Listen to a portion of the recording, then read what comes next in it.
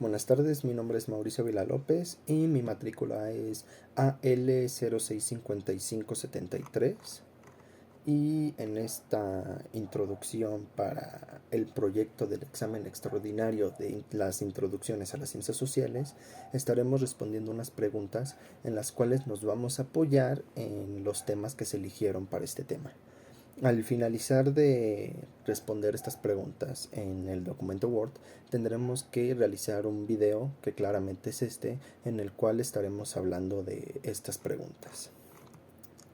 La primera pregunta que nos pusieron a contestar dice que qué tipo de problemas identificamos según lo leído en el texto. Bueno, yo encontré dos problemas muy importantes en esta sociedad actual, claramente, y uno de ellos es el machismo y el otro la violencia de género. Hablemos primero del machismo. En la época actual, el machismo se ha dado en muchas ocasiones y en muchos lugares, prácticamente en todos lados, siendo porque el hombre claramente se impone ante la mujer, demostrándole a esta misma como si él fuera un símbolo de fortaleza, que claramente la hace menos por ser una mujer y él un hombre. Al igual que en la violencia de género, se puede decir que nos damos cuenta que a una mujer la ponen o la catalogan como la persona que tiene que hacer solo los deberes de la casa o del hogar y que nos sirven para hacer otras cosas, otros trabajos, en cosas como bomberas, policías o en un trabajo administrativo, que solo sirven para un trabajo de hogar. Y en el caso del hombre con la violencia de género, desde pequeños siempre nos han enseñado que un hombre no debe llorar por ser hombre nada más, y que también debemos comportarnos como un hombre en todo momento, lo cual no es correcto porque la sociedad ya ha marcado mucho este estereotipo de hombre, el cual no es el verdadero. La segunda pregunta dice que si existe alguna relación directa entre la pobreza de la población y las acciones políticas de los gobernantes. Bien, sí tienen una relación, ya que a nivel mundial existe un gran consenso sobre esta lucha para que se pueda erradicar la pobreza, por así decirlo, y así lo tomen como un objeto primordial para los políticos, o la política en este caso. En este sentido, la pobreza se llega a convertir en un tema más que nada prioritario en la agenda gubernamental, y para su reducción y erradicación se puede llegar a tornar un poco o mayormente relevante en las metas de la política. Bien, pero sin embargo, la existencia de diversos referentes y modos de operativizar la pobreza son una limitante a la hora de que se formula y se implementará esta política.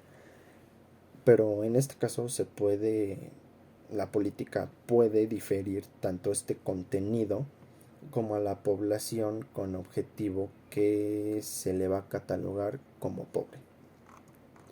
La tercera pregunta dice que investiguemos nuestros datos estadísticos en la pobreza de nuestro país, México. Y bueno, la última lectura de este indicador nos mostró que en 2020 se encontraba en pobreza multidimensional un 43.9% de la población, o sea, hace 55.7 millones de personas que están en pobreza normal. Y en una extrema pobreza se encuentra el 8.5%, equivalente al 10.9 millones de personas en extrema pobreza.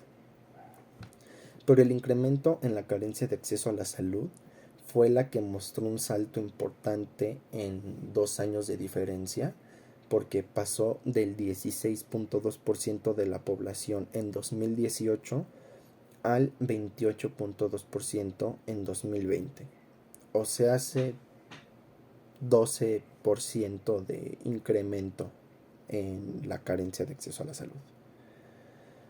Y en la pobreza laboral del último trimestre de 2021 captura la recuperación del empleo que se vivió el año pasado posterior al choque de la pandemia COVID-19. Y en los últimos 3 meses del año se sumaron más de 700,000 empleos formales e informales, lo que contribuyó a un descenso de la población que se ubicó en pobreza laboral. Y en el tercer trimestre de 2021 este porcentaje fue de 40.7% y al cierre del 2021 había disminuido a 40.3%, o sea, hace nada más 0.4%. La cuarta pregunta nos dice que si la pobreza afecta o puede afectar directamente a la cultura y al medio ambiente. Claramente lo puede hacer porque los recursos naturales no solo son indispensables para la vida, como el aire puro, tierras fértiles, árboles que transforman el dióxido de carbono en oxígeno, sino que también representan el recurso económico esencial de cientos de millones de personas. La degradación de los suelos provocada por la erosión, el uso o abuso de productos químicos, el pastoreo excesivo o la salificación derivada de la mala gestión de los recursos hídricos se traduce por una disminución de los ingresos de los pequeños agricultores y les condena a la pobreza. La pobreza conduce a la deforestación por el poco uso juicioso de la madera y de otros recursos necesarios para la cocina, la calefacción, la construcción de viviendas y la fabricación de objetos. La deforestación priva de recursos vitales a los más vulnerables, a las personas más vulnerables que pueda haber, y llega a acelerar el proceso que relaciona la pobreza con la degradación del medio ambiente. Como penúltima pregunta nos dice que si la pobreza en México es un problema económico, político, cultural, social, ambiental o científico. Yo creo que es un problema político. ¿Por qué?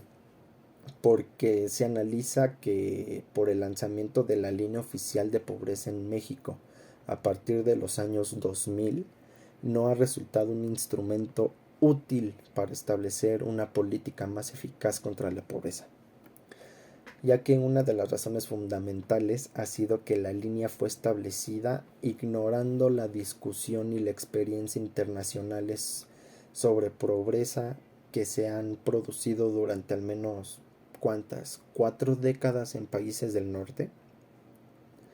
De la literatura internacional se desprende que pueden distinguirse solo dos enfoques contrastantes para abordar la pobreza.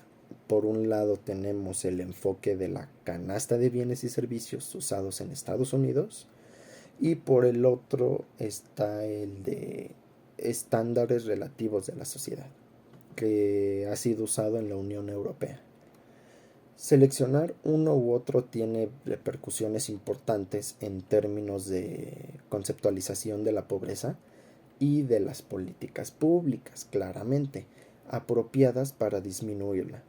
Y el artículo describe que ambos enfoques son con el objetivo de extraer las lecciones para el caso de México, el cual se ve que no han hecho en estos 22 años, casi 23 años que llevamos. No ha disminuido mucho la tasa de pobreza, sino que aumenta más. Nuestra última pregunta, o por así decirlo, una actividad, nos pide que describamos 2 acciones que llevaríamos a cabo para disminuir el índice de nuestra pobreza en México. En mi caso, yo mejoraría el acceso a servicios básicos, porque incrementamos el acceso a mejores servicios de agua potable y más segura, saneamientos básicos y viviendas dignas, porque nuestra labor evita enfermedades y condiciones de hacinamiento que podemos llegar a evitar, por lo que mejora el bienestar físico y psicológico de las personas con pocos recursos o pobres. Y mi segundo punto es apoyar el incremento de la esperanza y su calidad de vida. Porque según los datos del Consejo Nacional de Población, el 57% de la población indígena de México tiene acceso a atención médica a través de instituciones públicas, ya que éstas van a garantizar el acceso a los servicios de salud pública que facilitan la prevención y tratamiento oportuno de los padecimientos diversos. Y esta favorece en el aumento de la esperanza de vida de las personas. Y así podemos evitar un poquito llegar a una extrema pobreza. Y bueno, para concluir, yo creo que para hacer posible lo anterior es fundamental, muy fundamental mencionar la necesidad de la transparencia e impecable uso de los recursos destinados a la salud. Porque mientras continúe un sistema económico político como el que tenemos actualmente, en donde se discrimina a los seres humanos, jamás y nunca se podrá terminar la pobreza aquí en México. Porque vivimos en todos los aspectos y no únicamente en lo material. Mi nombre es Mauricio Ávila López y que tengan una linda tarde.